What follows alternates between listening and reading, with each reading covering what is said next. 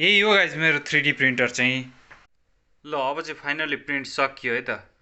अब यसलाई यहाँबाट निकालौँ है त। प्रिन्ट भएको ल। यहाँ चाहिँ अब प्रिन्टिङ अघि नै सुरु भइसक्यो है मेरो चाहिँ। म चाहिँ यु मात्रै प्रिन्ट गर्दैछु। यहाँ बेडको टेम्परेचर चाहिँ 60°C छ। यो नोजलको टेम्परेचर चाहिँ 213 छ। बेड भनेको चाहिँ यो हो है, यो जुन यो छ नि, अहिले यहाँ तातो छ, छुन मिल्दैन। अनि यो नोजलबाट चाहिँ अब खुरुखुरु निस्किरहेछ, हेर्नु त युको सेपै आइसक्यो।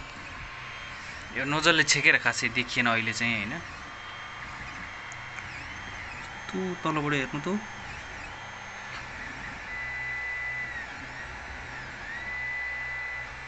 ल हेर्नुहोस् त आइसक्यो सेप। ल अब चाहिँ फाइनली प्रिन्ट सकियो है त। अब यसलाई यहाँबाट निकालौँ है त। प्रिन्ट भएको ल। अघि प्रिन्ट गरेको यु हेर्नुहोस् त, यही हो।